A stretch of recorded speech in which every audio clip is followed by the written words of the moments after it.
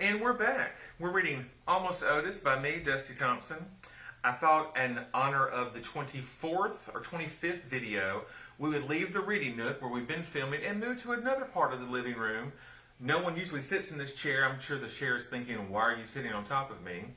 But I thought you might want a different change of venue, a change of atmosphere. This painting here was an original Dusty Thompson. I painted it in 2008 when I lived in Massachusetts.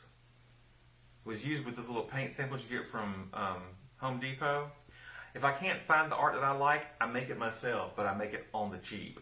So, if you like it, thank you. I'm not going to be painting another one that you can buy. I have other friends. I will share their art later that you can buy theirs because it's fabulous. So, if you're following along, we're on page 98 on the blog dated Thursday, March 15th, 2012. Surely that Bible verse wasn't referring to beauty pageants. And since this was in 2012, 8 years ago, I'll have some updates on the information that we're going to read. So if you're ready to go, let's boogie. Having recently judged the 2012 Miss Seattle, Washington pageant, I'm amused and amazed someone from my background is considered an authority in selecting the ideal young woman to represent a city or state in the Miss America system.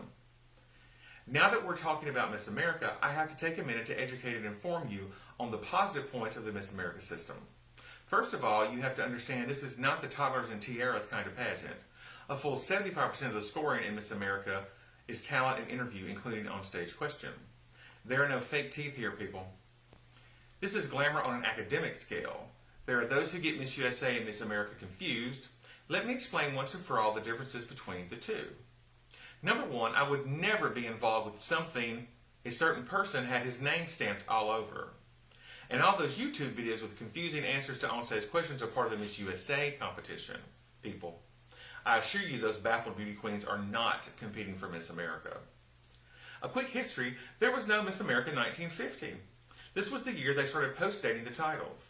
Miss America had added a talent component in 1935, and the new winner, Miss America 1951, was Yolanda Betbezi, an accomplished opera singer from Alabama. At the time, Catalina Swimwear was the major sponsor of the pageant, and the winner was expected to serve as a swimsuit model for a year. Miss Betbezi refused, stating she was an opera singer, not a swimsuit model. Lenora Slaughter, then the executive director, agreed and told Catalina Swimwear as much.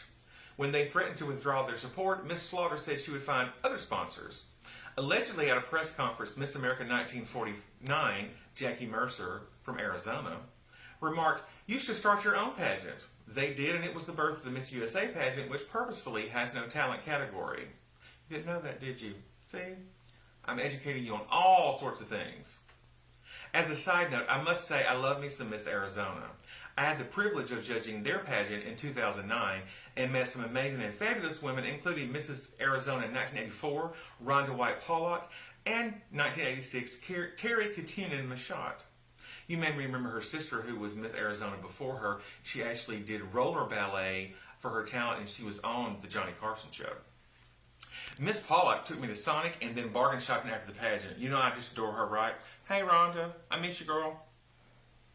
I'm not saying that former Miss USAs have no talent and aren't intelligent. What I am saying is if you aren't talented, intelligent, and well-spoken, you will not become Miss America. I don't care how pretty you may be. However, let's not forget there's a beauty component. If you are ugly, it doesn't matter if you can cure cancer on stage, you will not be crowned Miss America. Ugly will not win. Odd-looking or vaguely horse-faced, but still not unattractive, sure. There have been those years, but I shall not repeat them for you here. But everybody in Miss America knows who the ugly Miss America is. Go to their website and look at all the winners. You can tell who the ugly one is. I won't say it. I don't want to be impolite. I should know about beauty. I was first runner-up in the Little Mr. Dixieland pageant in Winfield, Louisiana in 1975. The fact there were only 3 contestants is not germane to this discussion. It could have been worse. I once showed my calf in the 4-H County Fair in Clarksville, Texas, and being the only entrant in my class, I felt I would easily win grand champion.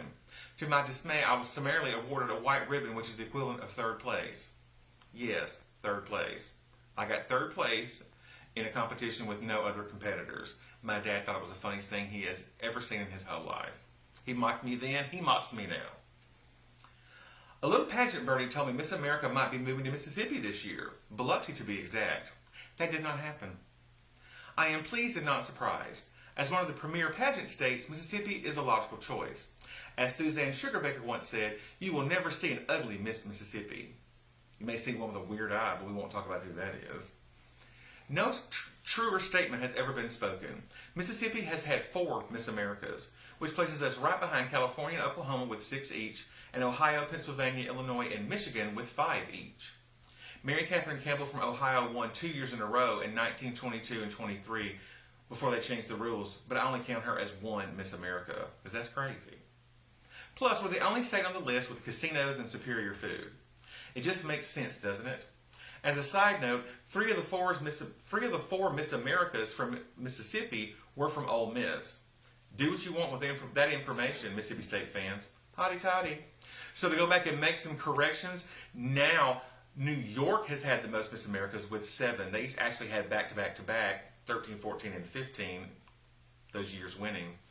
And we are tied now with 4 each with Miss Virginia, with Virginia, because Miss Virginia, right now, Miss America is from Virginia, so now they have 4. California, Oklahoma still have 6 apiece. I love the Miss America system. I love the opportunities this program gives to young women. Interview skills to give them an edge over their competition in the job market are invaluable. And of course, I love the excitement and the dresses and being surrounded by beauty. I get all bum-fuzzled thinking about the glamour and the glitz, as long as it doesn't involve children with those fake flipper teeth. Those are disturbing, and I don't understand why people do that. That's just stop it. If you're doing that, stop it. My family would say that is wrong. And as someone who has judged the Miss Vernon, Alabama Street Fair Queen pageant, I know from Rern, do you hear me? I have gone and forgotten the point of this missive, so I'll just say, see y'all in September at Miss America. I'll be the perky gentleman near the front wearing my fantastic $6 vintage thrift store tuxedo. If you come early enough, we can count the number of pitiful Yankees wearing white shoes after Labor Day. This being a casino, it could take a while. I hope you bring snacks. Tater tots from Sonic should do the trick. All right, thank you, and we'll see you next time. Shout out to my beauty queens. Love you.